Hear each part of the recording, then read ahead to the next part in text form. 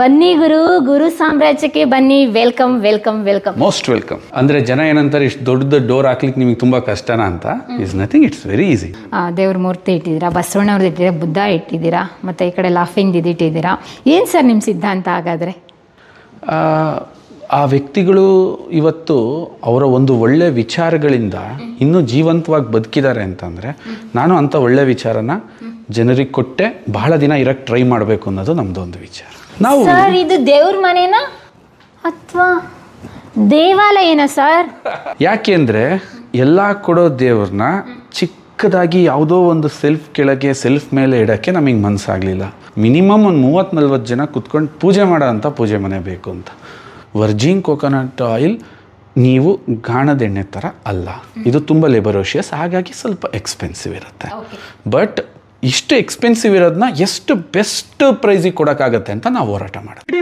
ನಂಬಿ ಬದುಕು ಅದರಲ್ಲೇ ದೇವರ ಹುಡುಕು, ಬಾಳಲಿ ಬರುವುದು ಬೆಳಕು, ನಮ್ಮ ಬಾಳಲಿ ಬರುವುದು ಬೆಳಕು. ಬನ್ನಿ ಗುರು ಸಾಮ್ರಾಜ್ಯಕ್ಕೆ ಬನ್ನಿ. Welcome welcome welcome, most welcome. Sir ಏನು ಸರ್ ಡೋರ್ ಎಷ್ಟು ದೊಡ್ಡದಿದೆ ಅಂತೆಲ್ಲ, ಎಷ್ಟು ಫೀಟ್ ಇದೆ ಅಂತ ಹೇಳಿದ್ರಿ? 18 ಫೀಟ್. 18 ಫೀಟ್ ಬೇಕಿತ್ತಾ ಸರ್? 18 ಫೀಟ್ ಮಾಡಿದ್ರಲ್ಲ ಸರ್ ನಿಮ್ಮ ಡ್ರೀಮ್ ಪ್ಯಾಲೇಸ್. ನಾನು ನನ್ನ ಮಗ ಎಲ್ಲ 18ನೇ ತಾರೀಕೆ ಹುಟ್ಟಿದ್ವಿ. ಸೊ ನಮ್ಮ ನೆನಪಿಗೆ ಇರಲಿ ಅಂತೇಳಿ ನಾನು ಹುಟ್ಟಿದೆ, ನನ್ನ ಮಗನೂ ಹುಟ್ಟಿದ್ನಲ್ಲ, ಯಾಕೋ 18 ಫಾಲೋ ಮಾಡ್ತಿದೆ ಅಂತ 18 ಅಡಿ ಡೋರ್ನೇ ಮಾಡ್ಬಿಟ್ವಿ. ಓಕೆ, 18 ಅಡಿ ಡೋರ್ ಮಾಡಿದ್ರಿ. ಆದರೆ ಲಾಕರ್ ಹೆಂಗೆ ಮಾಡಿದ್ದೀರಾ ಸರ್? ನನಗೆ ಕ್ಯೂರಿಯಾಸಿಟಿ ಇದೆ. ಎಲ್ಲ ಡಿಜಿಟಲಿ ಆ್ಯಂಡ್ ಲಾಕಿಗೇನೆ ಇದು. ಅಂದರೆ ಜನ ಏನಂತಾರೆ, ಇಷ್ಟು ದೊಡ್ಡ ಡೋರ್ ಹಾಕ್ಲಿಕ್ಕೆ ನಿಮಗೆ ತುಂಬ ಕಷ್ಟನಾ ಅಂತ. Is nothing, it's very easy. ನೀವು ಒಂದು ಡೋರಲ್ಲೇ ಕಂಟ್ರೋಲ್. ಸರ್ ತುಂಬ ವೆಯ್ಟ್ ಇದೆ ಸರ್. ವಾಡೆ ಬಾಗ್ಲು ತೆಗ್ದಂಗೆ ಆಗ್ತಾ ಇದೆ ನನಗೆ. ಯಾವುದೋ ಒಂದು ರಾಜ ಮನೆತನಕ್ಕೆ ಬಂದು ಉತ್ತರ ಕರ್ನಾಟಕದ ಯಾವುದೋ ಒಂದು ವಾಡೆ ಬಾಗ್ಲು ತೆಗಿತೀನಲ್ಲ ಆಗಿದೆ, ಅಷ್ಟು ಕ್ವಾಲಿಟಿ ಆಗಿದೆ. ಎಲ್ಲ ಡಿಜಿಟಲ್ ಲಾಕ್ ಆಗಾದ್ರೆ ಹಂಗಾರೆ ಡೈಲಿ ಕ್ಲೋಸ್ ಮಾಡ್ತೀರಾ ಅಂದಂಗೆ ಆಯಿತು, ಬೆಳಗ್ಗೆ ಮತ್ತು ರಾತ್ರಿ. ಓಪನಿಂಗ್ ಯಾರಾದರೂ ಇಟ್ಕೊಂಡಿದ್ದೀರಾ ಸರ್ ಮನೆ ಡೋರ್ ಓಪನ್ ಮಾಡಲಿಕ್ಕೆ? ನೀವೇನಾ? ಆ ಥರ ಏನಿಲ್ಲ ಮೇಡಮ್, ಅಷ್ಟೊಂದು ಆರ್ಟಿಫಿಷಿಯಲ್ ಆಗಿಲ್ಲ. ನಮ್ಗಿನ ಏಜ್ ಇದೆಯಲ್ಲ ತುಂಬಾ, ನಾವೇ ತುಂಬಾ ಇಷ್ಟೊಂದು ಗಟ್ಟಿ ಇದೆಯಲ್ಲ ಅದಕ್ಕೆ ಕೇಳಿದೆ ಸರ್. ಓಕೆ, ಎಷ್ಟು ದಿನ ಆಯಿತು ಸರ್ ಇದನ್ನ ಮಾಡಿಸೋದಕ್ಕೆ ಡೋರ್ನೇ? ತುಂಬ ದಿನ ಆಯಿತು. ಒಂದು ಡೋರ್ ಡಿಸೈನ್ಸು ಅದರದ್ದು ಅದಕ್ಕಾಗೋ ವುಡ್ ಎಲ್ಲ ಟೀಕ್ ವುಡ್ ಅಲ್ಲ, ತುಂಬ ಟೈಮ್. ಅದನ್ನು ನಿಲ್ಲಿಸ್ಬೇಕಾದ್ರೆ ಅವ್ರು ಪಡ್ತಿದ್ದಿದ್ದು ಕಷ್ಟ. ಯಾಕೆಂದರೆ ಅವ್ರ ಲೈಫಲ್ಲೂ ಕಾರ್ಪೆಂಟ್ರ್ ಈ ಥರ ಡೋರ್ನ ಫಿಟ್ಟು ಮಾಡಿರಲ್ಲ, ಫಿಕ್ಸು ಮಾಡಿರಲ್ಲ. ಟೆಂಪಲ್ಗೂ ಇರಲ್ವಲ್ಲ ಸರ್ ಈ ಥರ ಡೋರ್? ಹಾಗಾಗಿ ಅವ್ರು ಏನು ಮಾಡ್ತಾ ಇದ್ರು, ಅವ್ರು ಹಿಂದಿಯವರಲ್ವಾ, ನಮಗೆ ಹಿಂದಿ ಬರಲ್ಲ ಅಂತ ಬೈಕೊಂತಿರೋರು. ಇವ್ರಿಗೇನು ಇಷ್ಟೊಂದು ಹುಚ್ಚ, ಇಂಥ ಓಡಾಡಿದ್ದಾರೆ ಅಂತ ಅವ್ರು ನಮಗೆ ಬೈಕೊಳೋರಲ್ಲ, ನಾವು ನಗಾಡ್ಕೊಂಡು ಓಡಾಡ್ತಿದ್ವಿ. ಅಂದ್ರೆ ಇದೆಲ್ಲ ಹೊರಗಡೆನೂ ಕೂಡ ತಮ್ಮ ಇಂಪ್ರೆಷನ್ ನಿಮ್ದು? ಯಾರು ಬರಂಗಿಲ್ಲಪ್ಪ, ಮನೆ ನೋಡಿ ಯಾರಾದ್ರೂ ಬಂದ್ರೆ ಓಪನ್ನೇ ಇಲ್ಲ, ಯಾಕಂದ್ರೆ ಇವ್ರ ಮನೆಯವ್ರಿಗೆ ಮಾತ್ರ ಅವೈಲಬಿಲಿಟಿ ಕೊಟ್ಟಿದ್ದೀರಾ ಅಷ್ಟೇ. Okay, nice sir. ವಾ, ಫೇಸ್ ರೆಕಗ್ನೈಸೇಷನ್ ಇಂದ ಹಿಡಿದು ಫಿಂಗರ್ ಪ್ರಿಂಟಿನ ಪಾಸ್ವರ್ಡ್ ಎಲ್ಲದೂ ಅಪ್ಲೈ ಮಾಡಿದ್ರೆ ಅದು ಓಪನ್ ಆಗುತ್ತೆ. Okay, nice sir. ಒಳಗಡೆ ಬಂದ ತಕ್ಷಣ ಒಂದು ರೀತಿ ಪಾಸಿಟಿವ್ ವೈಬ್ಸು. ದೇವ್ರ ಮೂರ್ತಿ ಇಟ್ಟಿದ್ದೀರಾ, ಬಸವಣ್ಣವ್ರದ್ದು ಇಟ್ಟಿದ್ದೀರಾ, ಬುದ್ಧ ಇಟ್ಟಿದ್ದೀರಾ, ಮತ್ತು ಈ ಕಡೆ ಲಾಫಿಂಗ್ ಇಟ್ಟಿದ್ದೀರಾ. ಏನು ಸರ್ ನಿಮ್ಮ ಸಿದ್ಧಾಂತ ಹಾಗಾದರೆ? ಆ ವ್ಯಕ್ತಿಗಳು ಇವತ್ತು ಅವರ ಒಂದು ಒಳ್ಳೆ ವಿಚಾರಗಳಿಂದ ಇನ್ನೂ ಜೀವಂತವಾಗಿ ಬದುಕಿದ್ದಾರೆ ಅಂತಂದರೆ, ನಾನು ಅಂಥ ಒಳ್ಳೆ ವಿಚಾರನ ಜನರಿಗೆ ಕೊಟ್ಟೆ ಬಹಳ ದಿನ ಇರಕ್ಕೆ ಟ್ರೈ ಮಾಡಬೇಕು ಅನ್ನೋದು ನಮ್ಮದು ಒಂದು ವಿಚಾರ. ಓಕೆ, ನೀವಿಂತೂ ಹೊರಗಡೆ ಅಂತೂ ಪರಂಪರೆ ಸಂಸ್ಕೃತಿ ಅಂತೆಲ್ಲ ಹೇಳಿದರೆ, ಹಾಗಾದ್ರೆ ನಿಮ್ಮ ಮನೇಲಿ ದೇವ್ರ ಮನೆ ಇದೆಯಾ ಇಲ್ವಾ ಸರ್? ಡೆಫಿನೆಟ್ಲಿ ಮೇಡಮ್, ಬನ್ನಿ ನಮ್ಮದು ದೇವ್ರ ಮನೆ ತೋರಿಸಿ. ಹಾಗಾದ್ರೆ ಎಂಟ್ರಿ ಆದ ತಕ್ಷಣ ಫಸ್ಟ್ ದೇವ್ರ ಮನೆಗೆ ಎಂಟ್ರಿ ನಿಮ್ಮದು? 100% ರೈಟ್ ಸೈಡ್ಗೆನೆ? ಎಸ್. ಓಕೆ, ನಾವು ಸರ್ ಇದು ದೇವ್ರ ಮನೆನಾ ಅಥವಾ ದೇವಾಲಯನ ಸರ್? ದೇವಾಲಯ ದೇವಸ್ಥಾನದ ವೈಬ್ ಸಿಗ್ತಾ ಇದೆಯಲ್ಲ ಸರ್? ನಿಜವಾಗ್ಲೂ ದೇವ್ರ ಮನೆ ಅಲ್ಲ, ದೇವಾಲಯದ ಥರ ಕಾಣಿಸ್ತಾ ಇದೆ ನನಗೆ. 100%. ಯಾಕೆಂದರೆ ಎಲ್ಲ ಕೊಡೋ ದೇವ್ರನ್ನ ಚಿಕ್ಕದಾಗಿ ಯಾವುದೋ ಒಂದು ಸೆಲ್ಫ್ ಕೆಳಗೆ ಸೆಲ್ಫ್ ಮೇಲೆ ಇಡೋಕ್ಕೆ ನಮಗೆ ಮನಸ್ಸಾಗಲಿಲ್ಲ. ಮನೆ ಡಿಸೈನ್ ಮಾಡಬೇಕಾದ್ರೇ ನಾವು ಇಂಜಿನಿಯರ್ಗಳಿಗೆ ನೀಟಾಗಿ ಹೇಳಿದ್ವಿ, ಮಿನಿಮಮ್ ಒಂದು 30-40 ಜನ ಕುತ್ಕೊಂಡು ಪೂಜೆ ಮಾಡೋ ಅಂಥ ಪೂಜೆ ಮನೆ ಬೇಕು ಅಂತ. ಸೊ ಅವನು ಅಂಡರ್ ಫೀಲ್ ಆದ, ಅವನು ರೆಸ್ಪೆಕ್ಟ್ ಕೂಡ ಜಾಸ್ತಿ ಮಾಡ್ಕೊಂಡ. ಅವನು ಆ್ಯಕ್ಚುಲಿ ನಮ್ಮ ಧರ್ಮದವ್ರಲ್ಲ, ಬಟ್ ಅವನಿಗೆ ನೋಡಿ ನಾವೊಂದು ಪರಂಪರೆಯಲ್ಲಿದ್ದಾಗ, ನಾವು ನಮ್ಮ ಪರಂಪರೆನ ಉಳಿಸ್ಕೊಂಡಾಗ ಅವ್ನು ನಮ್ಮ ಮೇಲೆ ಎಷ್ಟು ಗೌರವ ಜಾಸ್ತಿ ಮಾಡ್ಕೋತಾನೆ ಅಂದರೆ, ಲಾಸ್ಟಿಗೆ ಒಂದು ಸಲ ಹೇಳ್ತಾ ಬಂದ ಅವನು, ನಿಮ್ಮ ಮೇಲೆ ಯಾಕೆ ಟ್ರಸ್ಟ್ ಜಾಸ್ತಿ ಆಯಿತು ಅಂತಂದರೆ, ನೀವು ಫಸ್ಟ್ ಬಂದು ನಮ್ಮ ಬೆಡ್ರೂಮ್ ಹಿಂಗೆ ಮಾಡಿರಿ, ನಮ್ದು ಇದನ್ನ ಹಿಂಗೆ ಮಾಡಿರಿ ಅಂತ ಹೇಳೋದು ಕೇಳ್ತೀವಿ. ಫಸ್ಟ್ ನೀವು ಕುತ್ಕೊಂಡು ನೀವು ಗಂಡ ಹೆಂಡ್ತಿ ಪೂಜೆ ಮನೆಯೇ ಫುಲ್ ಈ ಥರ ಅಂತ ನೀವು ಕಾನ್ಸೆಪ್ಟ್ ಹೇಳಿದ್ರಲ್ಲ, then we become a wonder. ನಿಮ್ಮದು ಗೊತ್ತಾಯ್ತು ನಮಗೆ, ಅದಕ್ಕೋಸ್ಕರ ನಾವು ತುಂಬ ನಿಮಗೆ ತಲೆ ಕೆಡಿಸ್ಕೊಂಡ್ವಿ ಅಂತ. ಓಕೆ, ಹಾಗಾದ್ರೆ ಪೂಜೆ ಪುರಸ್ಕಾರಗಳು ದಿನನಿತ್ಯ ಆಗುತ್ತೆ ಅಂತ ನನಗೆ ಅರ್ಥ ಆಯಿತು, ಯಾಕಂದರೆ ದೇವಾಲಯನೇ ಮನೇಲಿ ಮಾಡಿದ್ದೀರಾ ಅಂತ ಹೇಳಿ. ಓಕೆ, ಮತ್ತು ದೇವಾಲಯದ ಜೊತೆಗೆ ಇಲ್ಲಿ ಒಂದು ಎಲ್ಲರ ಮನೇಲೂ ನಾನು ನೋಡಿರಲ್ಲ, ಏನೋ ಒಂದು ಕೆಳಗಡೆ ಕುತ್ಕೊಂಡು ಇದು ಮಾಡೋಂಗೆ, ಅದು ಇಲ್ಲಿ ಒಂದು ಸಿಟೌಟ್ ಏರಿಯಾನೇ ಮಾಡಿದ್ದೀರಲ್ಲ ಸರ್. ಅಂದರೆ ತುಂಬ ಒಂದು ಕ್ವಾಲಿಟಿ ಟೈಮ್ನ ನೀವು ಪೂಜೆ ಮಾಡಿದಾಗ ನಿಮ್ಮ ಎಂಟೈರ್ ಬಾಡಿನಲ್ಲಿ ಏನೋ ಒಂದು ಪಾಸಿಟಿವ್ ವಿಚಾರಗಳು ಸೃಷ್ಟಿಯಾಗುತ್ತೆ. ಅದನ್ನು ಸೃಷ್ಟಿ ಮಾಡ್ಕೊಂಡು ವಾಪಸ್ ಒಂದು ಜಗತ್ತಿಗೆ ಹೋಗ್ತಿದ್ದಂಗೆ ಏನಾಗ್ಬಿಡುತ್ತೆ, ಅಲ್ಲಿ ನೆಗೆಟಿವ್ ಮಾಡೋಕ್ಕೆ ಟಿ ವಿಗಳು, ಮೊಬೈಲ್ಗಳು, ಯಾರೋ ಒಬ್ಬ ಜನ ಏನೋ ಒಂದು ಕಾಯ್ತಾ ಇರುತ್ತೆ. ಅಟ್ಲೀಸ್ಟ್ ಪೂಜೆ ಆಯಿತಾ, ರಿಲ್ಯಾಕ್ಸಾಗಿ ಏನಾದ್ರು ಚಿಂತೆ ಮಾಡ್ತಾ ಒಳ್ಳೆ ವಿಚಾರ ಮಾತಾಡ್ತಾ ನಿನ್ನ ಸ್ನೇಹಿತರ ಜೊತೆ ಒಂದು ಜಾಗದಲ್ಲಿ ಕುತ್ಕೊಂಡು ದೇವ್ರ ಮುಂದೆ ಟೈಮ್ ಸ್ಪೆಂಡ್ ಮಾಡಲಿ ಅಂತ ಈ ಒಂದು ಡಿಸೈನ್ನ ಮಾಡಿದೆ. Wow, nice nice sir. ಹಾಗಾದರೆ ನಾವು ಒಂದು 5 ನಿಮಿಷ ಕೂತ್ಕೊಳ್ಳೋಣ ಬನ್ನಿ ಸರ್. ಪ್ಲೀಸ್ ಕೂತ್ಕೊಳ್ಳಿ. ಫಸ್ಟು ನಿಮ್ಮ ಮೊದಲನೇ ಉತ್ಪನ್ನ ಪ್ರಾಡಕ್ಟಿಂದಲೇ ಮಾತಾಡೋಣ. ವರ್ಜಿನ್ ಕೊಕೊನಟ್ ಬಗ್ಗೆ ಮಾತಾಡ್ತಾ ಇದ್ರಿ, ಅದ್ರ ಜೊತೆಗೆ ಇಲ್ಲೂ ಕೆಲವೊಂದು ದೇವ್ರ ಎದುರುಗಡೆನೇ 2 ಪ್ರಾಡಕ್ಟ್ ಇಟ್ಟಿದ್ದೀರಾ. ಯಾವುದು ನೋಡೋಣ? ಕೇರಾಮೃತ. ಕೇರಾಮೃತ ಎಷ್ಟು ಸರ್ ಕ್ವಾಂಟಿಟಿ, ಎಷ್ಟರಿಂದ ಸ್ಟಾರ್ಟ್ ಆಗುತ್ತೆ ನಿಮ್ಮಲ್ಲಿ? ಏಕೆಂದರೆ ಇಲ್ಲಿ 1 ಲೀಟರ್ ಅಂದ್ಕೊಳ್ತೀನಿ, ಅಲ್ಲಿ ಬಕೆಟಲ್ಲೂ ಇದೆಯಲ್ಲ ಸರ್? ಅದು 500 ml, 1 litre and 5 litre. Okay, ಇದು ಬಕೆಟ್ ಅಂದರೆ ಸ್ಟಾರ್ಟಿಂಗ್ ಏನು ಮಾಡಿದ್ರು ಬಳಸೋಕ್ಕೆ ಸ್ಟಾರ್ಟ್ ಮಾಡಿದವರೆಲ್ಲ ಇದು ನಮ್ಮದು ಹೈಯೆಸ್ಟ್ ಸೆಲ್ಲಿಂಗ್ ಪ್ರಾಡಕ್ಟ್. ಇಷ್ಟು ದೊಡ್ಡದು ತಗೊಳ್ತಾರೆ? ಅದೇ ಜಾಸ್ತಿ ತೊಗೋತಾರೆ. ಯಾವಾಗ ಇದರ ರಿಸಲ್ಟ್ ಆ ಕ್ವಾಲಿಟಿ ಜನಕ್ಕೆ ಸಿಗೋಕ್ಕೆ ಅಪ್ರೋಚ್ ಆಗೋಕ್ಕೆ ಸ್ಟಾರ್ಟ್ ಆಯಿತು, ಫಸ್ಟ್ ಚಿಕ್ಕದೆ ಬೇರೆ ಕಂಪ್ನಿಯವ್ರು ಇದನ್ನ ಏನು ಮಾಡಿಬಿಟ್ಟಿದ್ರು, ಸಣ್ಣ ಸಣ್ಣ ಕ್ವಾಂಟಿಟಿಗೆ ತುಂಬ ಪ್ರೈಸ್ನ ಸೆಟ್ ಮಾಡಿ ಪ್ರೀಮಿಯಮ್ ಅಂತ ಸೆಟ್ ಮಾಡಿದರು. ನಾವೇನು ಮಾಡಿದ್ವಿ, ಯಾವಾಗ ಒಂದು ಬೆಸ್ಟ್ ಪ್ರೈಸಿಗೆ ಕೊಡೋಕ್ಕೆ ಸ್ಟಾರ್ಟ್ ಮಾಡಿದ್ವಲ್ಲ, ಜನ ಏನು ಮಾಡೋದು, ಸರ್ 5 ಲೀಟ್ರ್ ಕೊಡಿ ಸರ್, ಇನ್ನೂ ಕೇಳ್ತಾರೆ 15 ಲೀಟ್ರದ್ದು ನಾವು ಮಾಡಿಲ್ಲ, ಆ ಥರ ಕೊಡಿ ಅಂತ. ಬಟ್ ಅಷ್ಟು ದೊಡ್ಡ ಫ್ಯಾನ್ ಬೇಸ್ ಇದೆ ಮೇಡಮ್. ಓಕೆ ಸರ್, ಇವಾಗ ನೀವು ಹೇಳಿದ್ರಿ ಫಾರಿನಲ್ಲೆಲ್ಲ 3,000 5,000 ಎಲ್ಲ ಇದೆ ಅಂತ. ನಮ್ಮ ಗುರುಲಿಂಗಯ್ಯ ಸರ್ ಹತ್ರ ಇರೋ ಪ್ರಾಡಕ್ಟು ಎಷ್ಟು ಬೆಲೆ ರಿವ್ಯೂ ಮಾಡ್ಬೋದು? 896 ರೂಪಾಯಿ 1 ಲೀಟರ್ಗೆ ಮೇಡಮ್. ಅಷ್ಟು ಕಡಿಮೆ ಬೆಲೆಗೆ ಸರ್ ವರ್ತ್ ಆಗುತ್ತಾ ಸರ್ ನಿಮಗೆ? ಯಾಕೆಂದರೆ ಇವಾಗ ಒಂದು ತೆಂಗಿನಕಾಯಿನೇ ತಗೊಂಡ್ರೆ 50 ರೂಪಾಯಿ 60 ರೂಪಾಯಿ ಇದೆ ಇವಾಗ ಮಾರ್ಕೆಟಲ್ಲಿ. ಮೇಡಮ್ ಲಾಸ್ಟ್ ಇಯರಿಂದ ಇತ್ತೀಚೆಗೆ ತೆಂಗಿನಕಾಯಿ ರೇಟ್ ತುಂಬ ಜಾಸ್ತಿ ಆಯಿತು. ತುಂಬ ಜಾಸ್ತಿ ಆದರೂ ಕೂಡ ಇದನ್ನು ನಾವು ಹಿಂದೆ ಎಲ್ಲೋ ಓದಿದ್ವಿ. ಒಂದು ಸಲ ನೀನೇನಾದ್ರೂ ಒಂದು ದೊಡ್ಡ ಮಟ್ಟಕ್ಕೆ ನಿನ್ನ ಉದ್ಯಮನ ತಗೊಂಡೋದಾಗ ಯಾವುದೇ ರೇಟ್ ಫ್ಲಕ್ಚುಯೇಷನ್ ಇದ್ರೂ ಈಗ ತಡ್ಕೊಳೋ ಅಂಥ ಸ್ಟೇಜಲ್ಲಿ ನಾವಿದ್ದೀವಿ madam, because of the volume. ತುಂಬ ದೊಡ್ಡ ಮಟ್ಟದ ವಾಲ್ಯೂಮ್ ಇರೋದ್ರಿಂದ ನಮಗದು ವರ್ತ್ ಅನ್ನಿಸ್ತಾ ಇದೆ, ನಮಗೇನು ಆ ಥರ ಪ್ರಾಬ್ಲಮೆಟಿಕ್ ಅನ್ನಿಸ್ತಿಲ್ಲ. ಯಾಕೆ ಅಂದರೆ ಅದನ್ನು ಯೂಸ್ ಮಾಡ್ತಾ ಇರೋ ಕಸ್ಟಮರ್ ಸ್ಯಾಟಿಸ್ಫ್ಯಾಕ್ಷನ್ ಫೇಸ್ ನೋಡ್ತೀವಲ್ಲ, ಮೆಸೇಜ್ಗಳು ಓದ್ತೀವಲ್ಲ, ನೀವು ದೇವರಿದ್ದಂಗೆ, ನೀವು ಈ ಥರ ನಮ್ಮ ಜೀವನದಲ್ಲಿ ಇದನ್ನು ಚೇಂಜ್ ಮಾಡಿಬಿಟ್ರಿ, ಅದನ್ನು ಚೇಂಜ್ ಮಾಡಿಬಿಟ್ರಿ, ನಮಗೆಲ್ಲ ಈ ಬೆನಿಫಿಟ್ ಆಯಿತು, ಆ ಬೆನಿಫಿಟ್ ಆಯಿತು. ಇದಕ್ಕಿಂತ ಹೆಚ್ಚಾಗಿ ನನಗೆ ಸ್ಯಾಟಿಸ್ಫ್ಯಾಕ್ಷನ್ ಇದೆಯಲ್ಲ, ಅದು ತುಂಬ ಇದೆ ಮೇಡಮ್.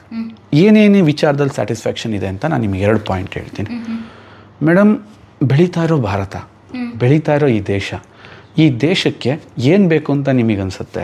ಚೀನಾದವರು ನಮಗಿಂತ ತುಂಬ ಮುಂದೆ ಇದ್ದಾರೆ ಅಂತ ಹೇಳ್ತೀವಿ, ಜಪಾನವ್ರು ನಮಗಿಂತ ಅಡ್ವಾನ್ಸ್ಡ್ ಇದ್ದಾವೆ ಅಂತ ಹೇಳ್ತೀವಿ.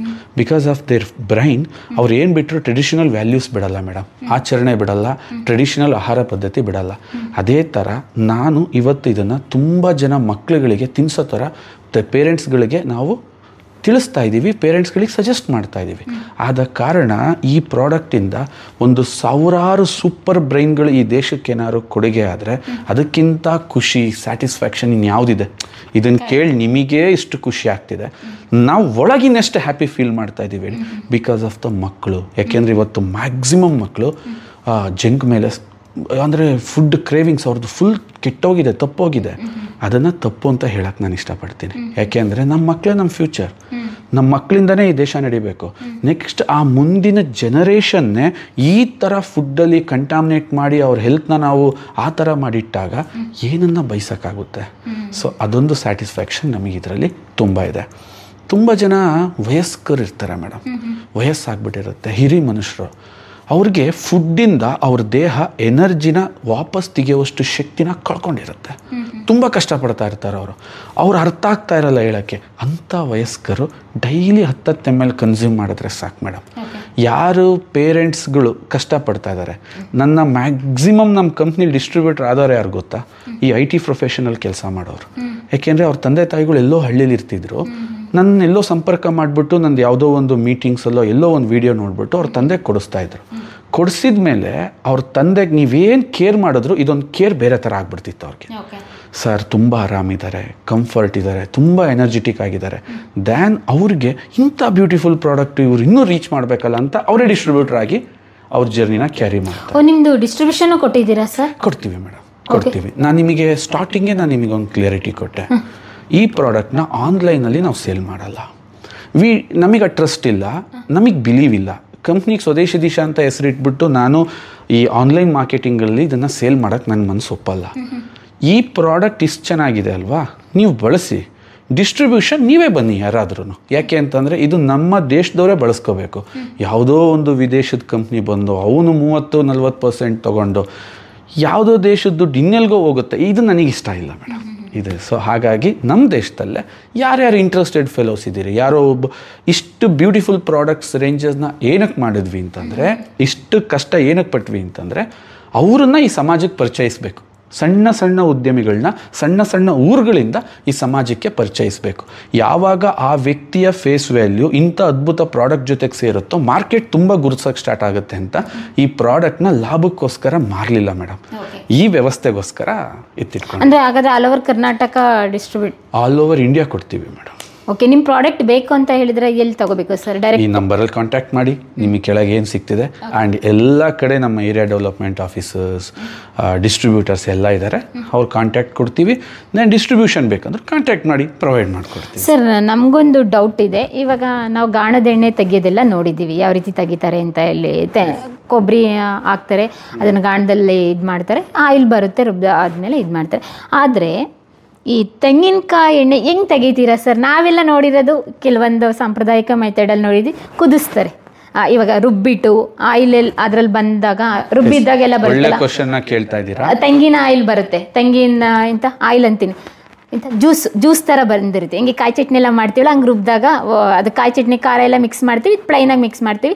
ಬಂದ ತಕ್ಷಣ ಅದನ್ನು ಒಂದು ಗ್ಯಾಸ್ ಮೇಲೆ ಇಟ್ಟು ಕುದಿಯೋಕ್ಕೆ ಬಿಟ್ಟು ಆ ಎಣ್ಣೆ ಅಂಶ ಎಲ್ಲ ಮೇಲೆ ಬರುತ್ತೆ. ತುಂಬ ಟೈಮ್ ಕುದಿಸಿ ಮಾಡ್ತಾರೆ. ನಿಮ್ಮ ಮೆಥಡ್ ಹೆಂಗೆ ಸರ್? ಮೇಡಮ್, ವರ್ಜಿನ್ ಕೊಕೊನಟ್ ಆಯಿಲಲ್ಲಿ 4 ಮೆಥಡ್ ಬರುತ್ತೆ ಮೇಡಮ್. ಓಕೆ. ಈ CFTRI ಮತ್ತು CPCRI ಕಾಸರಗೋಡವರು ಆ 4 ಮೆಥಡ್ನು ಎಸ್ಟಾಬ್ಲಿಷ್ ಮಾಡೇ ಬರೀತಾರೆ ಅವರು. CFTRI ಅವರೆಲ್ಲ CPCRI ಅವರು ಅದ್ರ ಬಗ್ಗೆ ಹೇಳ್ತಾರೆ, ಒಂದು ಬುಕ್ ಕೂಡ ಮಾಡಿದ್ದಾರೆ ಅವರು. ಒಂದು ಕೊಕೊನಟ್ ಮಿಲ್ಕ್ನ ತೆಗೆದುಬಿಟ್ಟು ಮಿಲ್ಕ್ನ ಫರ್ಮೆಂಟೆಡ್ ಮಾಡೋದು, ಈಸ್ಟ್ ಹಾಕ್ಬಿಟ್ಟು ಫರ್ಮೆಂಟೆಡ್ ಮಾಡೋದು. 36 ಅವರ್ಸ್ ಆದಮೇಲೆ ಒಂದು ಆಯಿಲ್ ಲೇಯರ್ ಬರುತ್ತೆ. ಸೆಲ್ಫ್ ಲೈಫ್ ತುಂಬ ಕಮ್ಮಿ, ಆಯಿಲ್ ಪ್ರೊಡಕ್ಷನ್ ಕೂಡ ತುಂಬ ಕಮ್ಮಿ. ಕಷ್ಟ ಮೇಡಮ್, ಇವತ್ತಿನ ರೇಟಿಗೆ 2-3 ಸಾವಿರ ರೂಪಾಯಿಗೆ ಮಾರಬೇಕು 1 ಲೀಟ್ರ್ ಆಯಿಲ್ನ. ಸೆಲ್ಫ್ ಲೈಫ್ ಇಲ್ಲ ಅಂದಾಗಲೇ ಅಲ್ಲಿ ಪ್ರಾಬ್ಲಮ್ಯಾಟಿಕ್ ಶುರುವಾಗುತ್ತೆ. ಇನ್ನೊಂದು ನೀವು ಹೇಳಿದ್ರಲ್ಲ, ಹಾಲನ್ನ ಕಾಯಿಸಿ, ಅದು ನಮ್ಮ ಟ್ರೆಡಿಷನಲ್ ಮೆಥಡ್. ಹಿಂದೆ ಊರುಗಳಲ್ಲಿ ಜಾತ್ರೆಗಳು ನಡೀತಾ ಇತ್ತು, ದೇವ್ರಿಗೆ ಅರ್ಕೆ ಮಾಡ್ಕೊಳೋರು. 101 ಕಾಯಿ ಹೊಡಿತೀನಪ್ಪ, 201 ಕಾಯಿ ಹೊಡಿತೀನಿ, ಏನೋ ಒಂದು ಅರ್ಕೆ. ಆ ಒಡೆದ ಕಾಯಿಗಳು ಹಾಳಾಗುತ್ತಲ್ಲ ಅಂತ ತುರಿದ್ಬಿಟ್ಟು ನೀವು ಹೇಳ್ದಂಗೆ ಹಾಲನ್ನ ಹಿಂಡ್ಬಿಟ್ಟು ಕಾಯಿಸೋರು. ಅದನ್ನು ಹಾಟ್ ಪ್ರೋಸೆಸ್ ಅಂತ ಕರೀತಾರೆ. ಯಾವಾಗ ಎಣ್ಣೆ ಕುದಿಯುತ್ತೋ ಅದರಲ್ಲಿರೋ ಪೋಷಕಾಂಶ ಹಾಳಾಗುತ್ತೆ ಅಂತ ಅದನ್ನು ಹಾಟ್ ಪ್ರೋಸೆಸ್ನ ಒಪ್ಪಲ್ಲ, ಒಂದಷ್ಟು ಜನ ಒಪ್ಪಲ್ಲ. ಇನ್ನೊಂದು ಬರುತ್ತೆ, ಅದೇ ಮಿಲ್ಕ್ನ ಸೆಂಟ್ರಿಫ್ಯೂಜ್ ಮಿಷನ್ಗೆ ಹಾಕ್ಬಿಟ್ಟು ಸೊ ಅಲ್ಲಿಂದ ಆಯಿಲ್ ತೆಗಿತಾರೆ. ಸೊ ಅದನ್ನು ಇನ್ನಷ್ಟು ಜನ ಒಪ್ಪಲ್ಲ. ಯಾಕೆ ಅಂತಂದರೆ ಒಂದು ಹೈಯೆಸ್ಟ್ RPM, ಒಂದು 16,000 RPM ಸ್ಪೀಡಲ್ಲಿ ಆ ಮಿಷಿನ್ ತಿರುಗೋದ್ರಿಂದ ಅದರಲ್ಲಿರೋ ಜೀವಂತ ಎಲಿಮೆಂಟ್ಸ್ಗಳು ಹಾಳಾಗೋಗುತ್ತೆ. ಹಂಗಾಗಿ ಅದರಲ್ಲೂ ಕೂಡ ವ್ಯಾಲ್ಯೂ ಇಲ್ಲ.